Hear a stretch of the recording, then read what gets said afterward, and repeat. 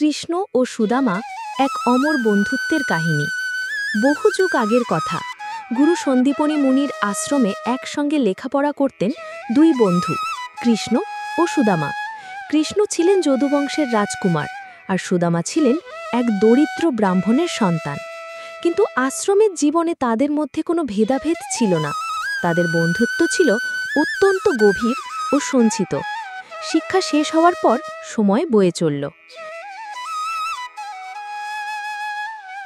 কৃষ্ণ হয়ে উঠলেন দ্বারকার প্রতাপশালী রাজা, আর সুদামা রয়ে গেলেন এক অত্যন্ত দরিদ্র ব্রাহ্মণ। তার দিন কাটত চরম অনটনের মধ্যে। প্রায়ই তাঁকে ও তার পরিবারকে অনাহারে থাকতে হতো। একদিন সুদামার স্ত্রী সুশীলা তাকে বললেন, স্বামী, আপনার বন্ধু কৃষ্ণ তো এখন দ্বারকার রাজা। আপনি একবার তার কাছে যান, তিনি নিশ্চয়ই আমাদের এই দুর্দশা দূর করতে সাহায্য করবেন। সুদামা প্রথমে যেতে রাজি হলেন না। বন্ধুর কাছে গিয়ে সাহায্য চাইতে তার খুব লজ্জা করছিল। কিন্তু স্ত্রীর চোখের জল আর সন্তানদের ক্ষুধার্ত মুখ দেখে তিনি অবশেষে রাজি হলেন। যাওয়ার আগে সুশীলা বললেন, বন্ধুর বাড়ি খালি হাতে যেতে নেই, কিন্তু ঘরে দেওয়ার মতো কিছুই ছিল না। অনেক খোঁজাখুঁজির পর প্রতিবেশীর বাড়ি থেকে তিনি সামান্য কয়েক মুঠো চিড়ে জোগাড় করলেন। সেই চিড়ে একটা পুরনো কাপড়ের পুডলিতে বেঁধে স্বামীর হাতে দিয়ে বললেন, এটাই কৃষ্ণের জন্য আমার উপহার। লজ্জা ও সংকোচ নিয়ে সুদামা সেই চিড়ের পুডলি হাতে দ্বারকার পথে রওনা হলেন। দীর্ঘ পথ পায়ে হেঁটে ক্লান্ত ও ক্ষুধার্ত অবস্থায় তিনি অবশেষে দ্বারকার স্বর্ণদুয়ারে পৌঁছলেন। প্রাসাদের বিশালতা আর জাঁকজমক দেখে তিনি অবাক হয়ে গেলেন। দ্বাররক্ষীরা তার জীর্ণ পোশাক আর দরিদ্র চেহারা দেখে তাকে ভেতরে ঢুকতে বাধা দিল।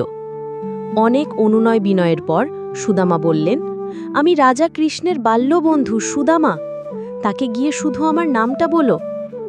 দ্বাররক্ষী যখন কৃষ্ণের কাছে গিয়ে সুদামা নামটি উচ্চারণ করল, তখন রাজা কৃষ্ণ সিংহাসন ছেড়ে খালি পায়ে বন্ধু বন্ধু বলে চিৎকার করতে করতে রাজ দরজার দিকে ছুটে এলেন। ধুলোমাখা জীর্ণ পোশাকে সুদামাকে দেখে তিনি আবেগাপ্লুত হয়ে পড়লেন এবং তাকে বুকে জড়িয়ে ধরলেন। কৃষ্ণ সুদামাকে পরম আদরে রাজপ্রাসাদের ভেতরে নিয়ে গেলেন। নিজের সিংহাসনে বসিয়ে রানী রুক্মিণীকে দিয়ে হাওয়া করতে লাগলেন এবং নিজের হাতে জল দিয়ে বন্ধুর পা ধুইয়ে দিলেন। সুদামার এই রাজকীয় সম্মান দেখে সবাই অবাক হয়ে গেল। দুজনে মিলে অনেক পুরনো দিনের গল্প করলেন। হঠাৎ কৃষ্ণ হাসতে হাসতে বললেন, বন্ধু, আমার জন্যে কি এনেছো? বৌদি নিশ্চয়ই কিছু পাঠিয়েছে। সুদামা লজ্জায় তার আনা সামান্য চিড়ের পুটলিটি লুকানোর চেষ্টা করছিলেন, কিন্তু অন্তর্যামী কৃষ্ণ তা বুঝতে পারলেন। তিনি সুদামার হাত থেকে ভালোবেসে সেই পুটলি কেড়ে নিয়ে এবং পরম তৃপ্তি সহকারে সেই চিড়ে খেতে লাগলেন। তিনি এক মুঠো চিড়ে মুখে দিতেই সুদামার কুঁড়েঘর এক বিশাল প্রাসাদে পরিণত হল। দ্বিতীয় মুঠো মুখে দিতেই সুদামার পরিবার ধনরত্নে পূর্ণ হয়ে গেল। যখন কৃষ্ণ তৃতীয় মুঠো চিড়ে মুখে তুলতে যাচ্ছিলেন, তখন রানী রুক্মিণী তার হাত ধরে ফেললেন এবং বললেন, প্রভু, আর নয়, এই দুই মুঠোতেই আপনি আপনার বন্ধুকে ইহলোক ও পরলোকের সমস্ত সুখ দিয়ে দিয়েছেন। সুদামা কয়েকদিন বন্ধুর আতিথেয়তায় মুগ্ধ হয়ে রইলেন, কিন্তু নিজের দারিদ্রতার কথা তিনি লজ্জায় মুখ ফুটে বলতেই পারলেন না। বাড়ি ফেরার সময় তার মন খারাপ হলো যে তিনি খালি হাতেই ফিরছেন। কিন্তু নিজের গ্রামে ফিরে সুদামা অবাক হয়ে গেলেন। তার ভাঙা কুঁড়েঘরের জায়গায় এক বিশাল রাজপ্রাসাদ দাঁড়িয়ে আছে। তার স্ত্রী ও সন্তানেরা সুন্দর পোশাক ও অলংকারী সেজে তার জন্য অপেক্ষা করছে।